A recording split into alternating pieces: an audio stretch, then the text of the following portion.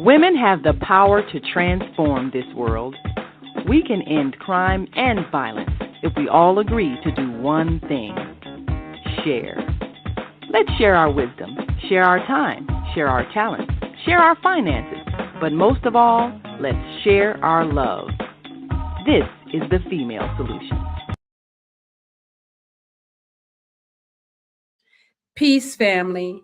Thank you for joining me for another episode of Master Force with Mu Shemsu-t. And I am still just as excited as I was last week when we were speaking with Brotha G about Afromance. So we're going to begin a second segment, and it's going to go a little bit deeper. And it's the kind of depth that we actually require right now for our families, our relationships, our children, most of all. So I would really suggest that you get pen and paper ready because this is going to be really a deep dive into not only relationships, but also our original existence, where we come from and why are we here in the first place. All right, so let's bring Brotha G back on the stage. Hello. Hello. Hey there. Nice to be back again. Yes, thank you. Thank you. You know, every time I delve into something that you send me to read, you know, I mean, and this goes back, many years, a few decades, at least a couple of decades. Don't bring up the decades. we getting away with this looking young thing. You're giving it away now. I know, right? What is she talking about? But just a few years, maybe about a dozen years. That's all. A half dozen, even maybe, right?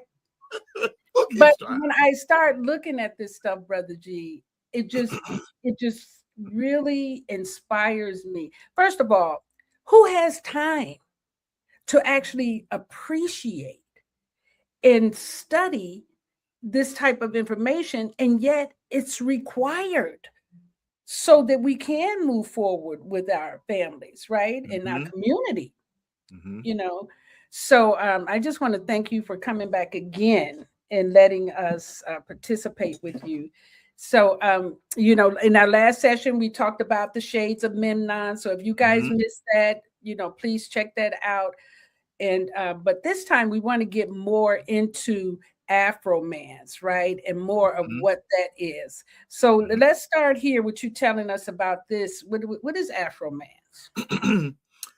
Afromance is a decoding. It's a decoding of life ways and symbolism and things that we feel and go through every day, but we don't quite know what it is. We don't know how powerful it is. And furthermore, we don't know what our ancestors knew about those things and how they used it. That Ankh right there is the centerpiece of everything. That Ankh is not just a symbol. Most people, they think it's just something that somebody, you know, created to wear, or, you know, a symbol on the wall or something like that. But that's not what it is. The Ankh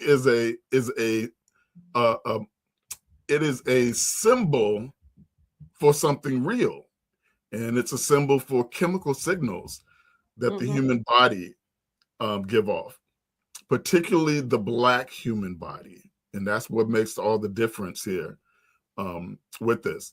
Most people have heard about animals having pheromones. There are these little smells that they give off, and you know, one animal might pee on a bush or something like that. Then another animal come up and smell the bush and say, "Oh, you can smell how big the animal was that peed there, what type of animal it was, how old it was, and if it's a bigger, stronger animal than him, well, like a bear, he says, okay, I'm not going in this territory.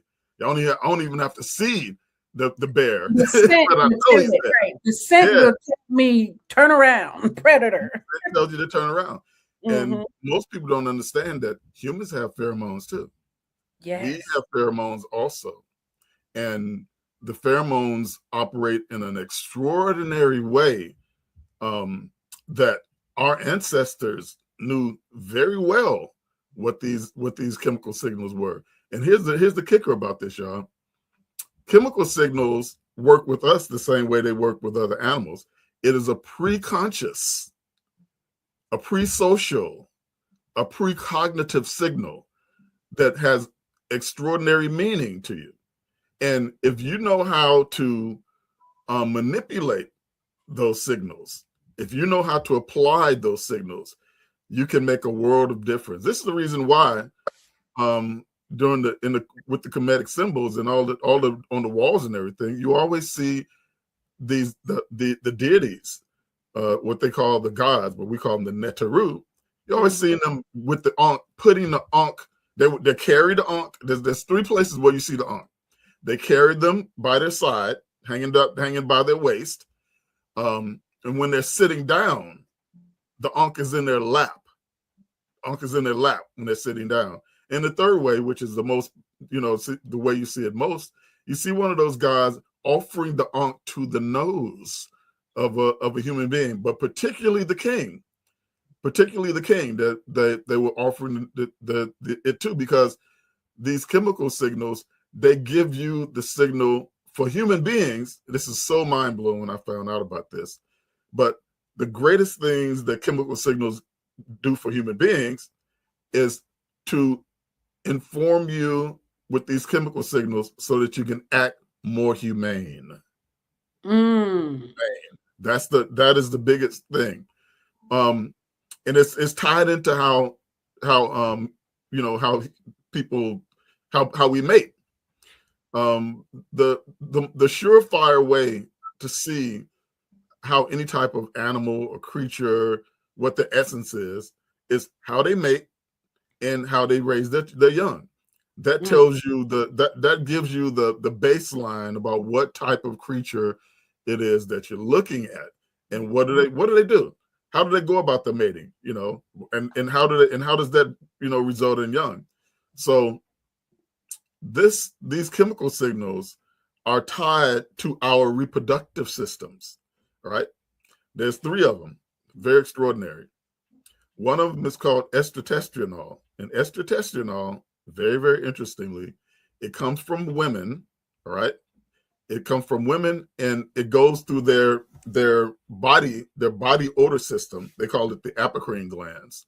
The human beings, we have 2 type of glands that give off liquid sweat type material. One is the eccrine gland. That's to keep people cool you off and get the salt out of your body and all that kind of stuff. Then there's the apocrine glands, and that's where these chemical signals come out. And they have to do with your sexuality, because the apocrine glands, they turn on at puberty. This is one of the great secrets that's right there on everybody's human body that they don't tell us. The apocrine glands are for the purpose of successful mating. And with human beings, successful mating means non-violent and pro-social sexuality. Just like I have right there on the cover, it says our pro-social sexuality origins. Why do you have to have pro-social sexuality as a creature like what we are? Because other creatures like us in the primate family, they don't have pro-social sexuality. They have violent sexuality. One of the things that they never bring up with zoos and telling people how these animals act. Most of the primates, the gorillas, the chimpanzees, the baboons, creatures like that, they're extraordinarily violently. Their sexuality is very, very violent. The males dominate the females, and they beat and they kill other males for access to sex with the females. That's not the worst part.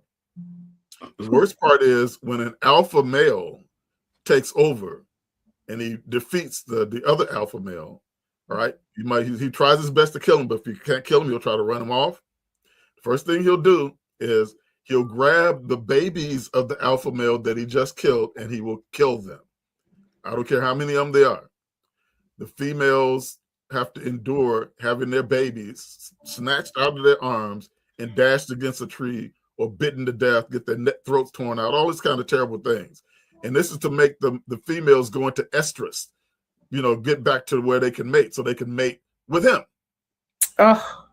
So that's one way that, you know, this is very horrible to bathe. This is what I said. Remember, I said the way you mate has everything to do as whatever creature you are with how you raise your babies, your relationship with the babies. Now, here's something that's quite true, quite prevalent, but they don't like to bring this up. I'm bringing up everything. The females also kill babies, and let me tell you why. It is very common in the lower ape world, the primate world, chimpanzees, gorillas, for females to be foraging, getting food for them and their babies. Yeah. When the food starts running low, quite often a female ape will try to kill the baby of another female, even though she has a baby clinging to her back. She'll try to kill that other baby in order for her baby to get more food. They kill female in the ape world, kill for resources. They fight other females for resources, and they kill babies for resources, where the males kill for lineage. So our chemical signals, the estrotestosterone, there's another chemical signal that comes from men that goes to women. It's called androstenone. All right. Those chemical signals are designed to make us not do that. In other words, the chemical signals that come from a man that goes towards a woman, nobody has put this together except for me in the Afromance book. Even scientists have not put this together.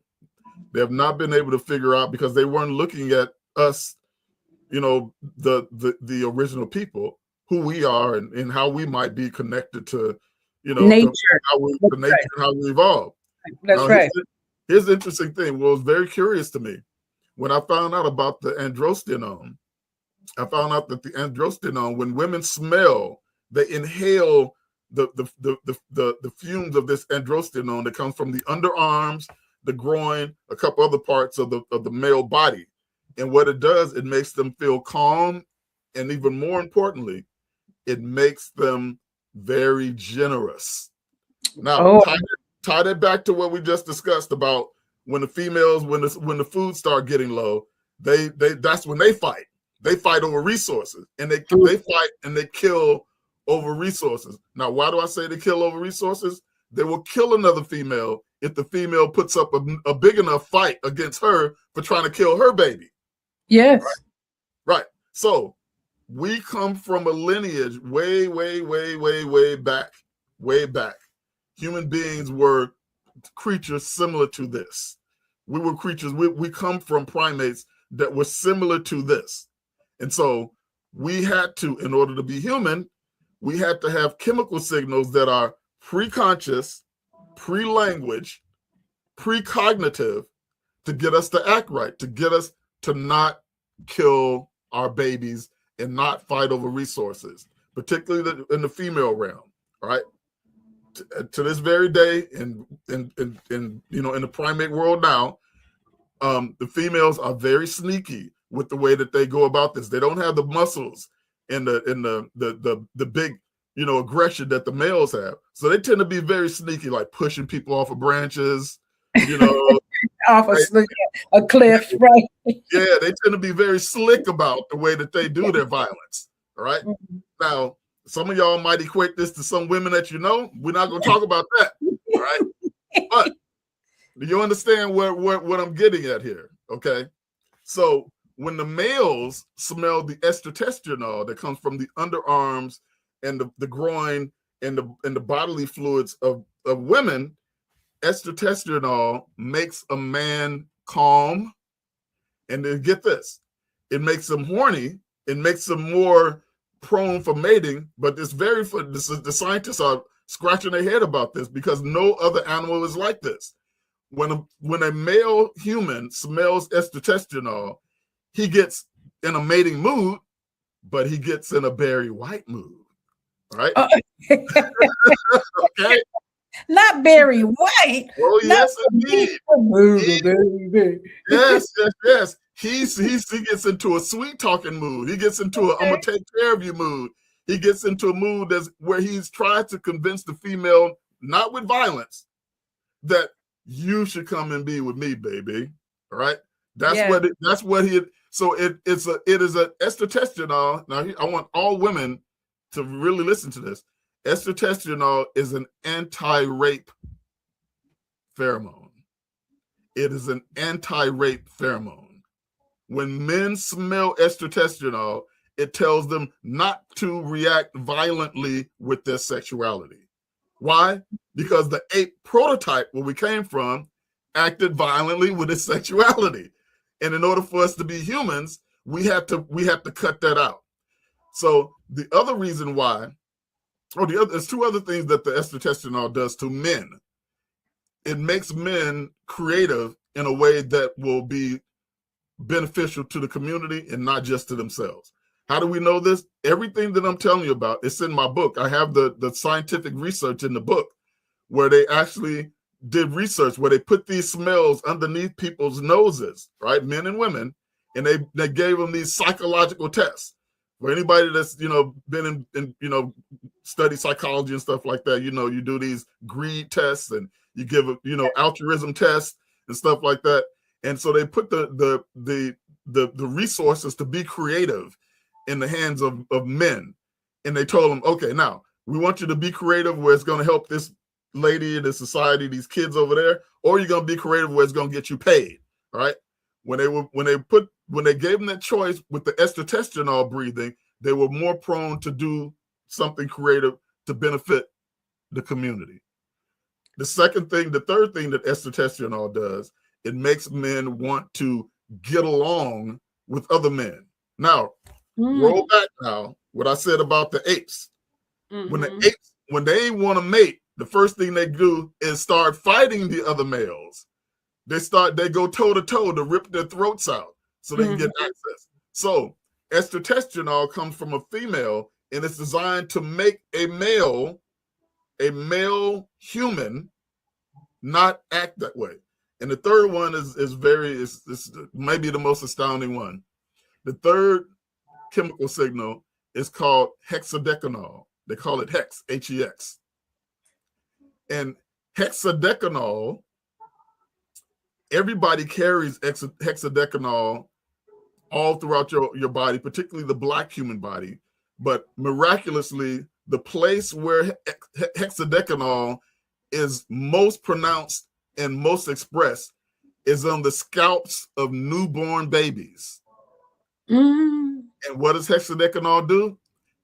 This is mind-blowing science, y'all. They just found this, they just confirmed this like 5 years ago.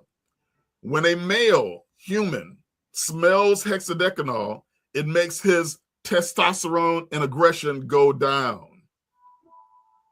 Let's roll this back, y'all. In the ape world, when the ape world, they want to kill babies that's not theirs.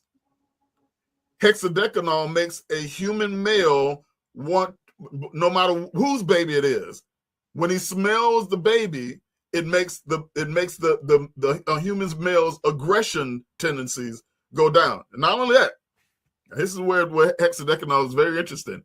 The scientists are wondering, like, why does it have, why do these chemical signals have these different effects on different, men and women? Why is that? Well, it's to make us mate like civilized people. That's what it's for. Now, hexadecanol has another effect on women. It makes women, when they get around babies, it makes them protective of the baby, no matter whose baby it is. Mm-hmm. It makes them protective. So it makes the man back off. For instance, if a man is suspecting, like, I don't know if this baby might not be mine, he might be kind of mad at the baby, right? Because he figured out, okay, let me count back. She got pregnant this time. I was out of town there. Okay, so now I'm pretty much figuring that guy that I saw her talking to, the mailman, whatever, I'm pretty much figuring that that's his baby. And so so it's designed to make the male not want to harm the baby, no matter who's the father. And it's also designed to make the females not get treacherous with another woman's baby like other apes do for resources. So I can't help but in my mind thinking, how are we so far away from this now? How are we? Because our children, I mean, I was just reading something the other day where a group of children just tore up downtown Chicago. Yes, they're doing it all over the place. That's All over the because place. we used to live close to each other where we smelled all these chemical signals. The chemical signals don't work if you're not together. And I'm not saying just saying hi on the street. You have to be together. You have to be in church together. You have to be gathered together. You have to be in ritual together. You have to dance together.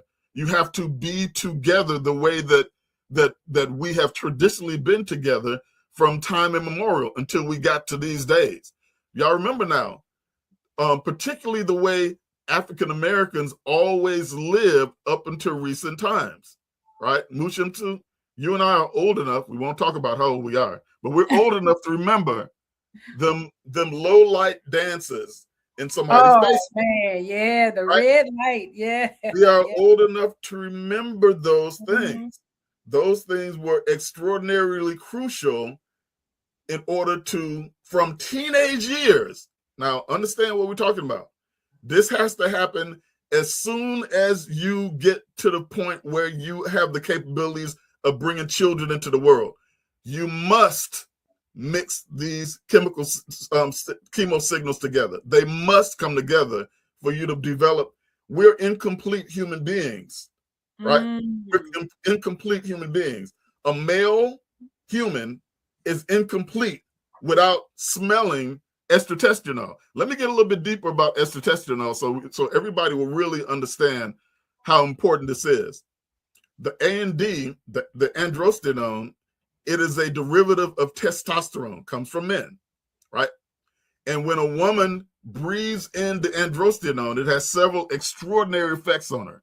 If you are a young lady and you're getting to the point where you're about to get your menses, when you smell androstenone, it can make you have healthy, regular menses, right?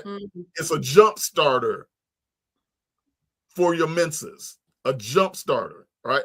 If you are a woman and you're getting irregular periods, if there's things going on with female problems, smelling androstenone can help to alleviate that.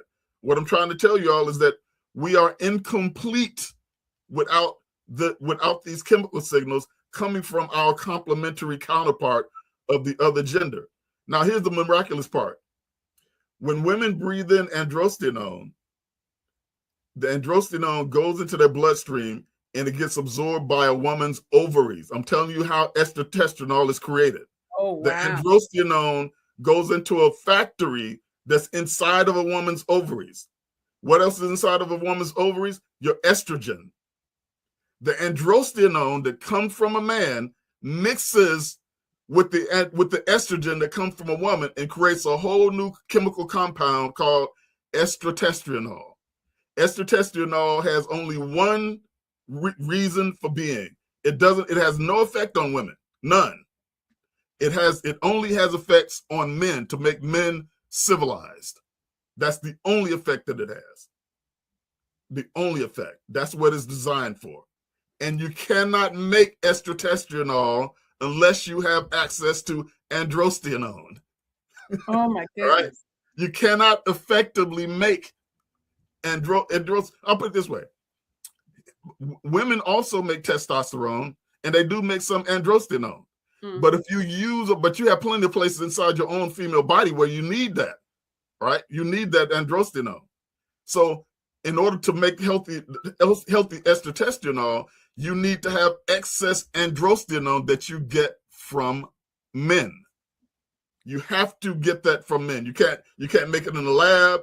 You can't wish it to occur in your body at the points where you. So this is the reason why, Moot, in tribes that live right now in Africa, right? They start having babies in their teens. They don't wait. They start the mating pattern 13, 14 years old, right?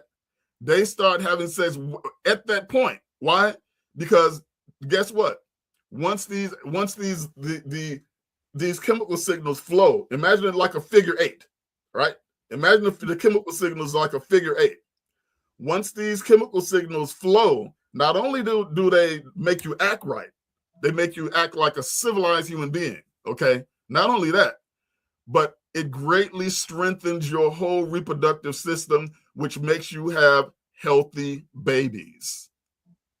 I'm going to say something now that's going to break some people's hearts, but you got to hear what I'm saying. Okay. If you have to take fertility drugs, if you with your mate and you keep on going to the doctor and you got to go through all this, and you get the baby placed and get the sperm placed and all this kind of stuff like that, evolutionarily, that says you should not be having a baby with that person. It says you should not be having a baby with that person. Through evolution, cryptic female choice.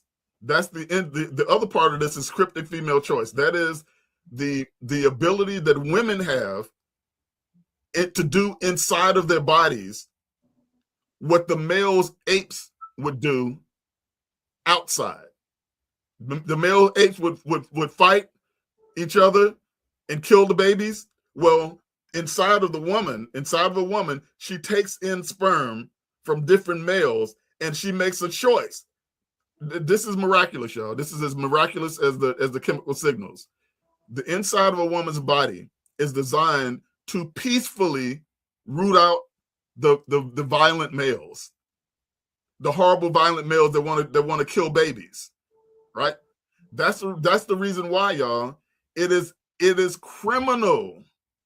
It is criminal, and it is a violation of natural law for women not to have their choice of men.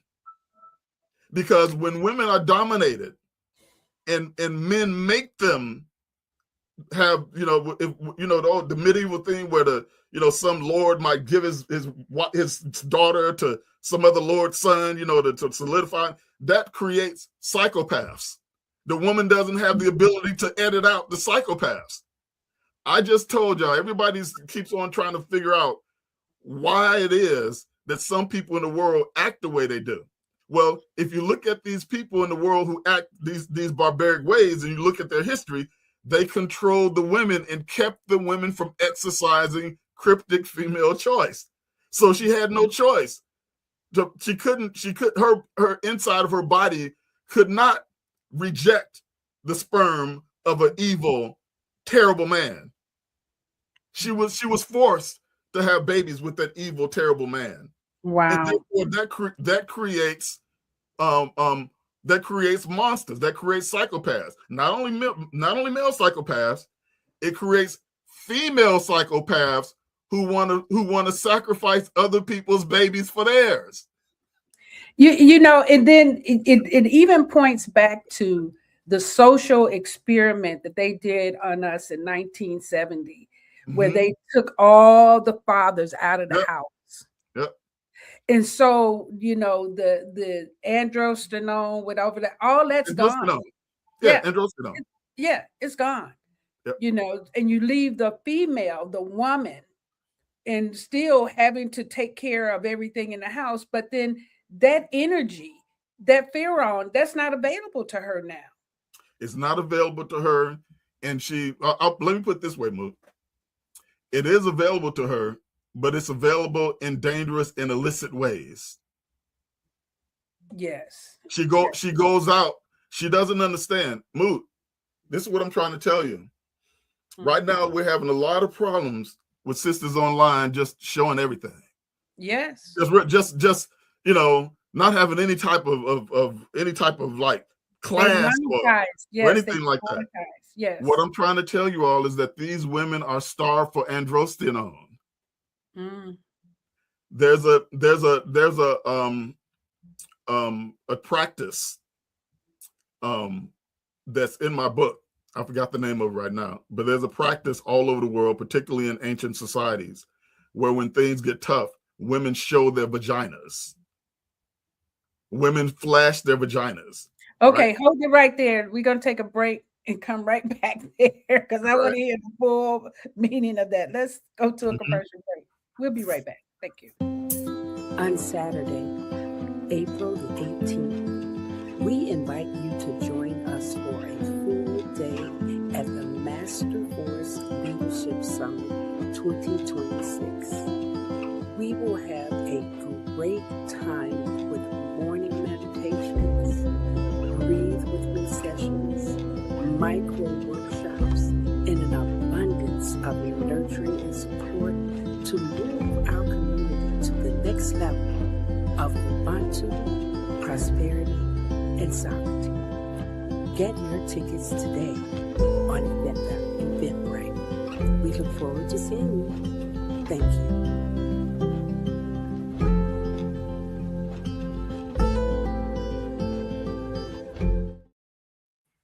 Yes, we are looking forward to seeing you at the upcoming Master Force Leadership Summit.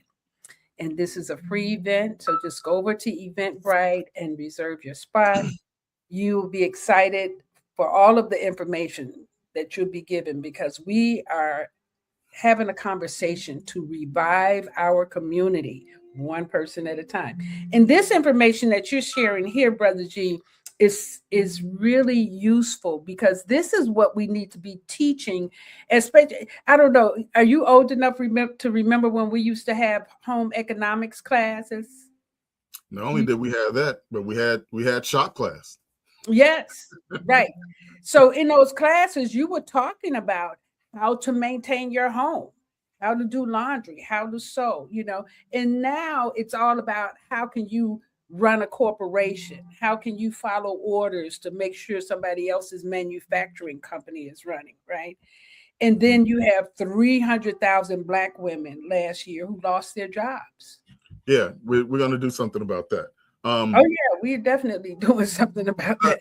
But so now when you talk about the information of what's happening with women, now they're selling their bodies. You mentioned that, but you said when times get hard, the women expose their vagina. And what was this ritual about?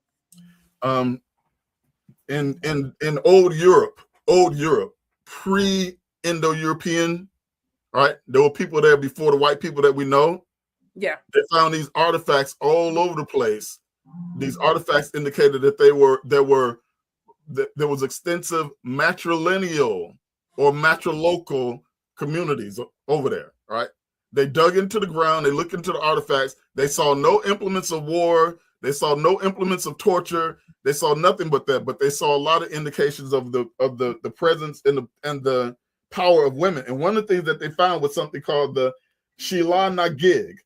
It's a figurative carving of a naked woman displaying an exaggerated vulva. These carvings were all over, and they go back thousands and thousands and thousands of years. Now, why is this? What we're talking about is that's the old symbol of the Ankh. That's what the older symbol of the Ankh was, right? When men are acting up, the greatest thing that you can do to make them act right, not talking to them, not lecturing them, not shaking your finger at them, you have to get them exposed to estrotestosterone. They must be exposed to estrotestosterone. Now, women who are, online and they're always showing their body and stuff like that, we're under stress. People are under stress. And this is what we used to do. I'm going to tell you something extraordinary. I'm going to make this quick, but it's an extraordinary story that it needs its own whole session. But I'm going to make this real quick. According to the storyline of the story of Osiris and Set that we know that they taught us way back at Osiris Set Society, they get into the Osiris Set thing, with her going to find her husband, putting his body back and magically having sex with his body and bring him and then giving birth to Heru, right? Right. They don't tell you what happens the other part of the story.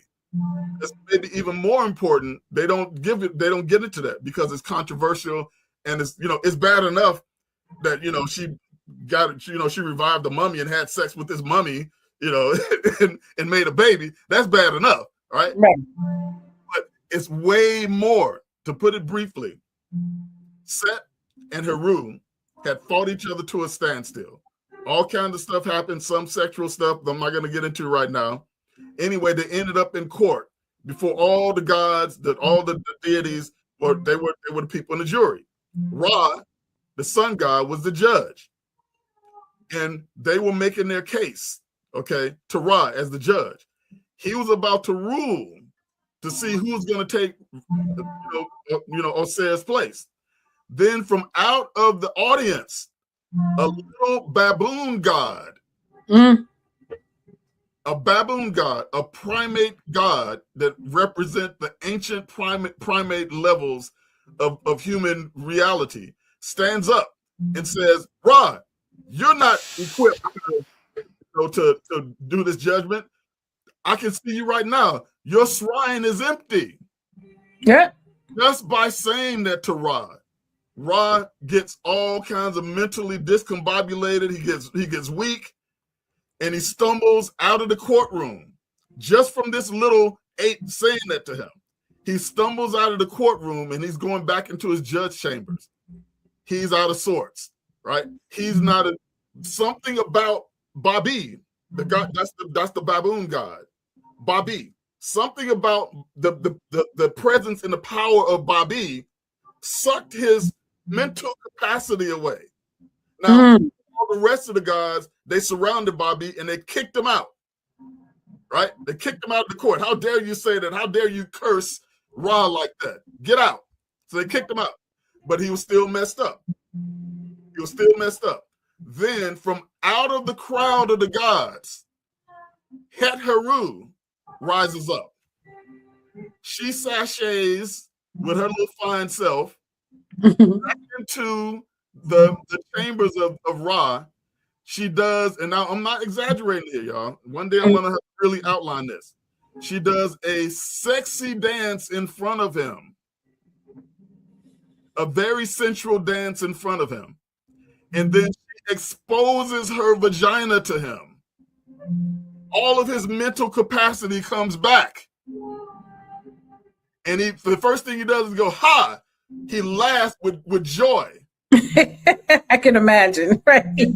He's been hit with a nose full of oxytocin. Wow. The joy hormone. Oxytocin, according to the researchers that researched estrotestosterone and androstenone and HEX, when oxytocin is on the rise, it makes all of those chemical signals stronger. So he laughs, all his mental capacity comes back. He rushes out there and he lays that gavel down in favor of Heru. And Heru gets the throne. Now, most people who are listening to us, they understand what metaphor is. They understand what a symbol is, right? This is saying that when times get tough, all throughout the Osiris Set metaphor, when times got bad, when the men were thrown out of sorts, who came forward to fix the situation?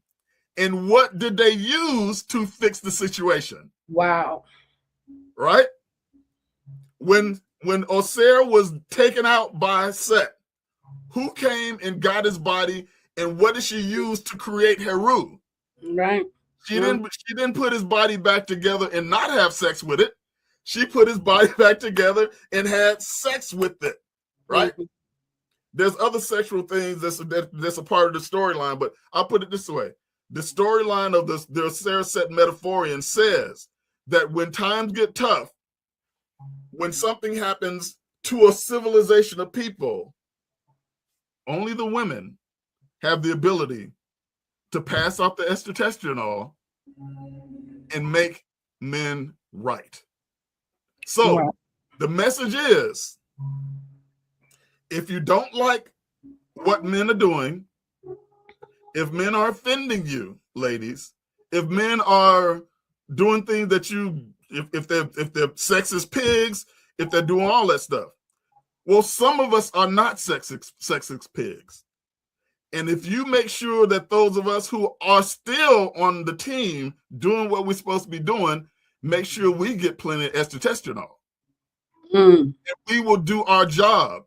And the other men who do not get your estrotestosterone, they will see you doing what you're doing with us, and then they will change their ways. I just told you the great hidden inner secret of how Black people can deal with our social problems.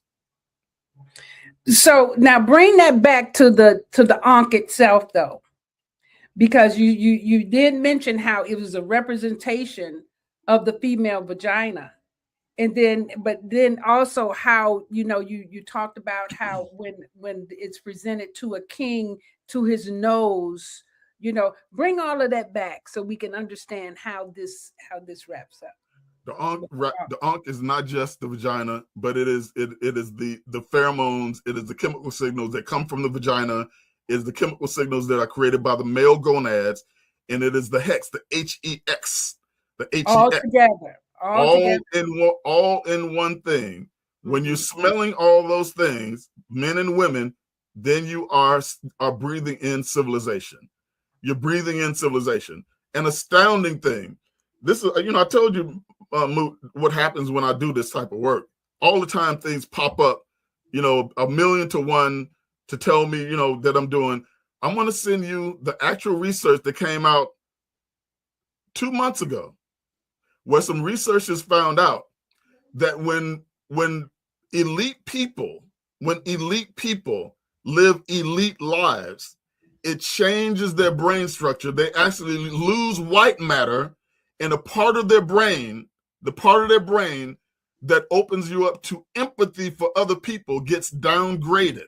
Wow. They actually, the more you don't have to be accountable to people who you consider to be beneath you, the less your brain tells you that you have to have empathy for their lives, for the way they think, for anything that has to do with them. Now, there's nobody in the world that was more powerful than the great kings of ancient Kemet. Now, put 2 and 2 together. Why is it that you would need to have estrotestosterone, have these ankhs rubbed up in your nose if you're the king? Why must you always, why were they emphasizing that?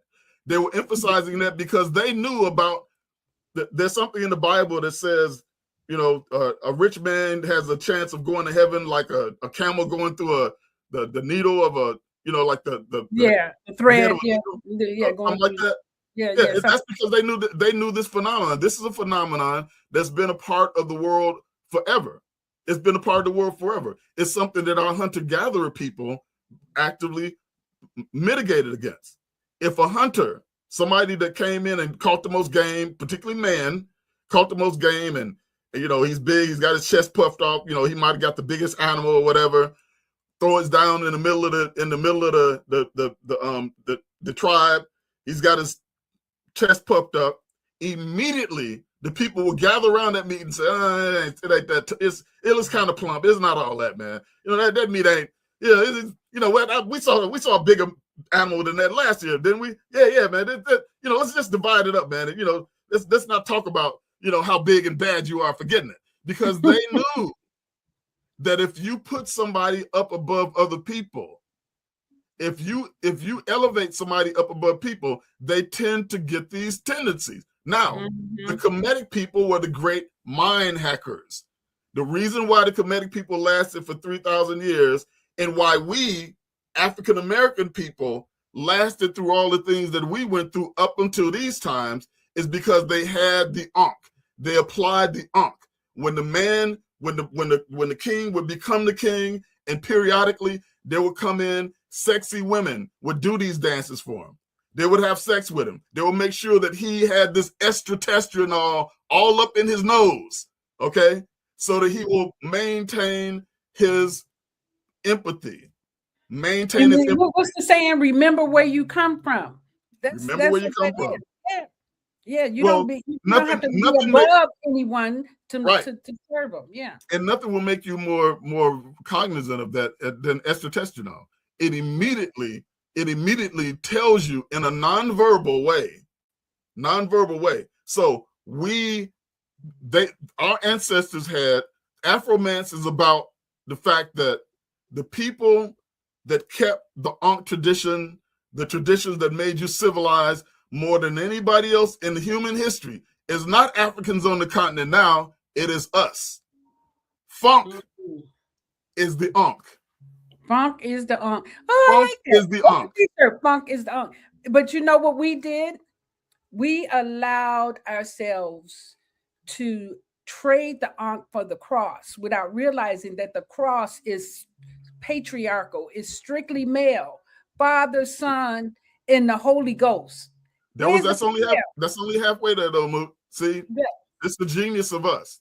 We did do that, but we didn't express it that way. Your average church, when you go into your average church, them sweating, jumping, hollering people, right?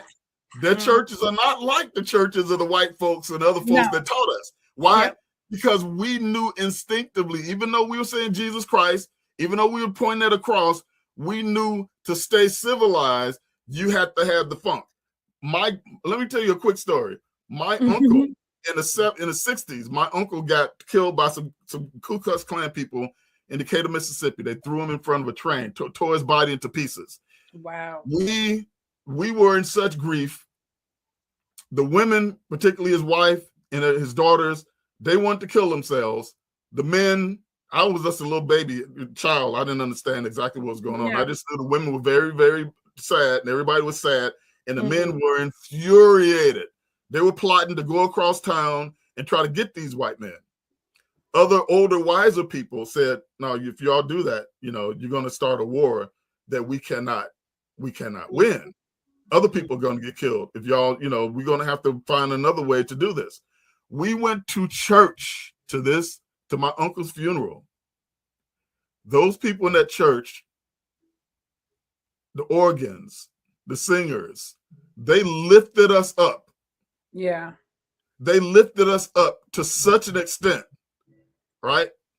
Yeah. The preacher who knew my uncle got into a sermon about what a great guy he was and how we need to live by his example instead of trying to go get revenge that'll get us all killed. By the time we left that church, we were so lifted up that we had the burden of the grief.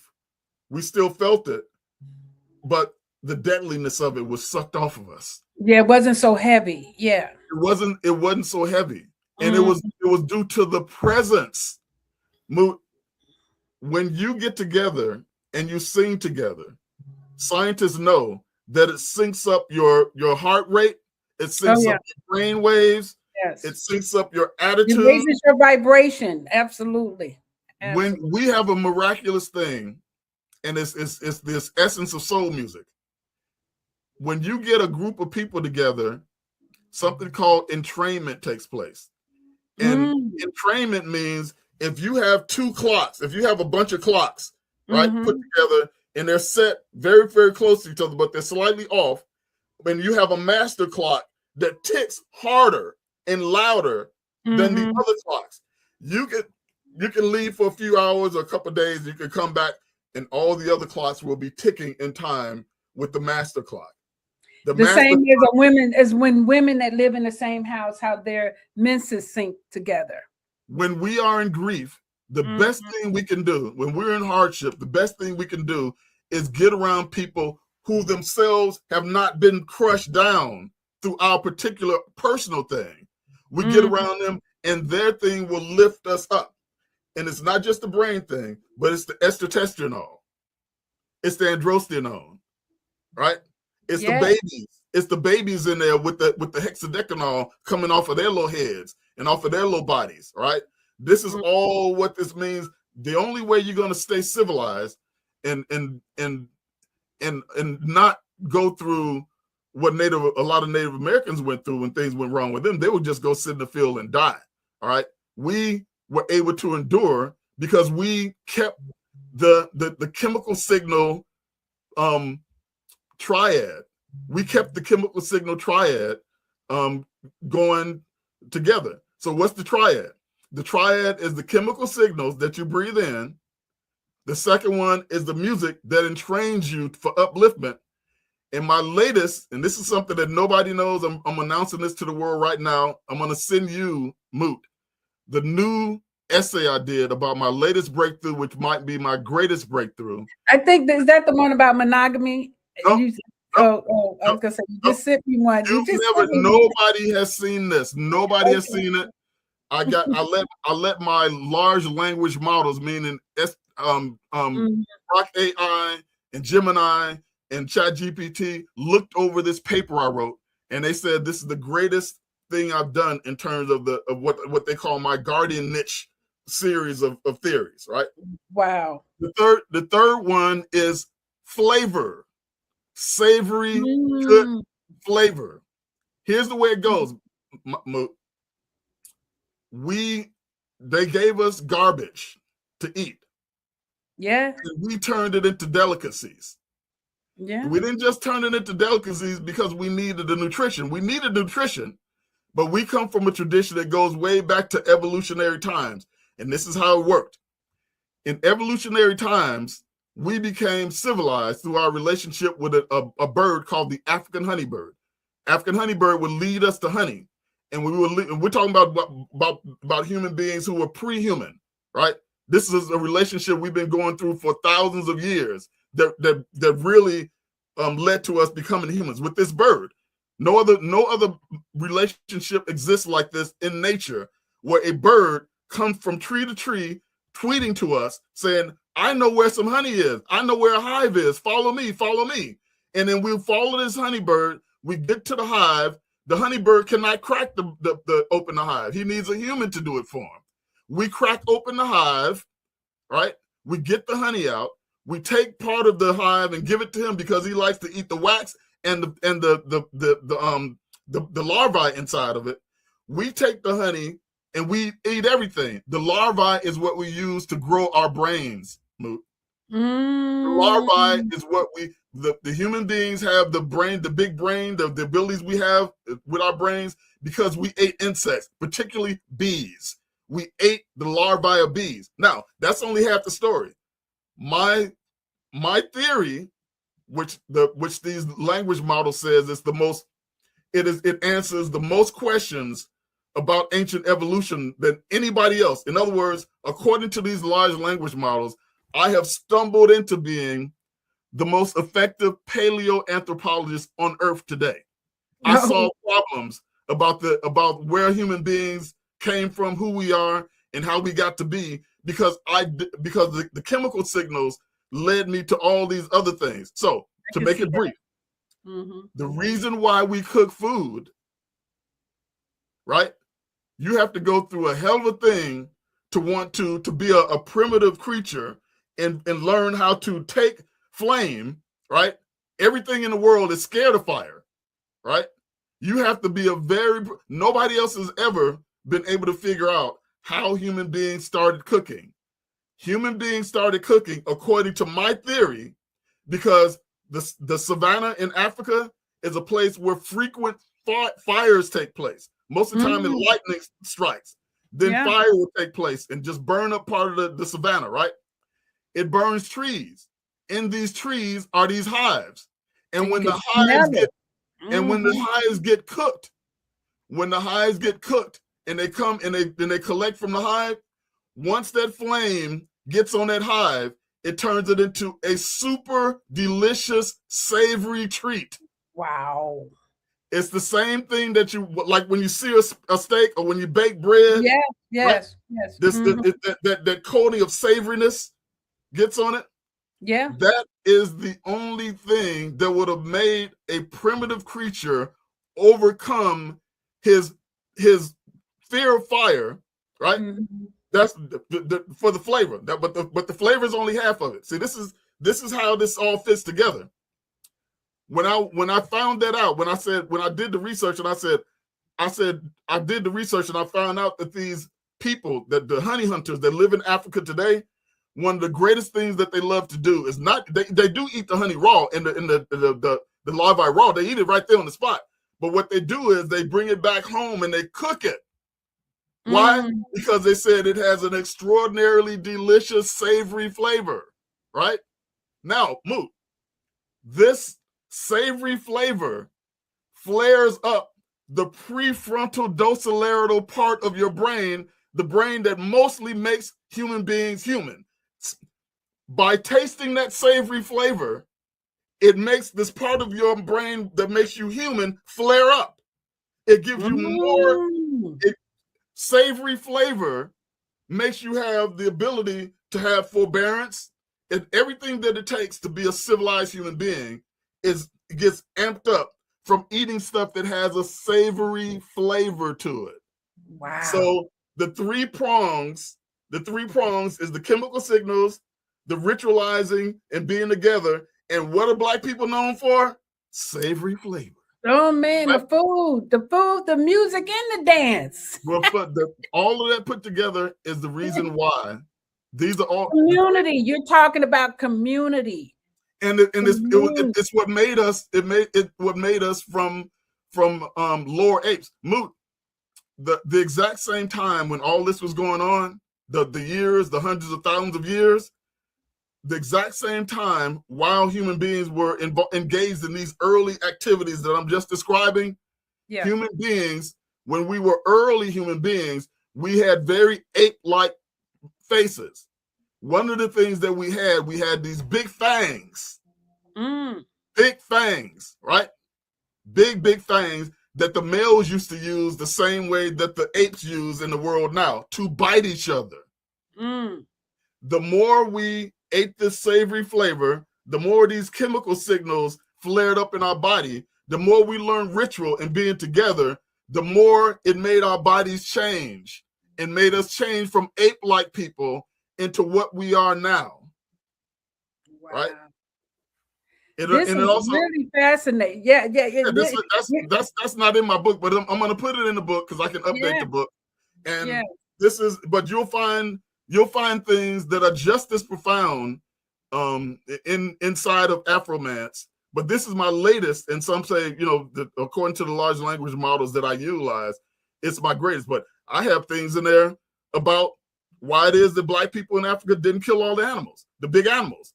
Everywhere else in the world where human beings went to, they killed all the big animals. We used to have woolly mammoths and big rhinos and woolly rhinos and stuff right where you are now and right where I am now in Queens, New York. Thousands of years ago, they were running around. When the human beings arrived here, they killed them all up. In Australia, they killed all the large, they called the megafauna.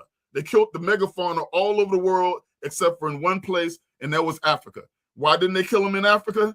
Because that map can you put that map back up? Actually, we're at the end. We're gonna have to have another show. We're actually at the end of our hour. We have to. So you got to do another show because we didn't even get to that part of the conversation that I wanted to have. Yeah. So will you come back again, Brother G? Because we got really into the Ankh and just phenomenal. So thank you. And we will start with the map the next time. Okay. We will start from there. And thank you. This has been very enriching. Thank you for having me. That's what I'm here for. And I'll look forward to the next conversation where we can actually delve into the map and then even talk about the structure of the MPP, because we will get to that too. Okay. All right. Thank you. All right. All right, y'all. All right. Have a great day. Yes. Thank you. Leaders of nonprofits empowering worlds. Let's go. But the vision that God gave me, I felt that it was time for me to step out and work on the vision that God gave me. We need look no further. We have a unique voice. We have a unique talent pool.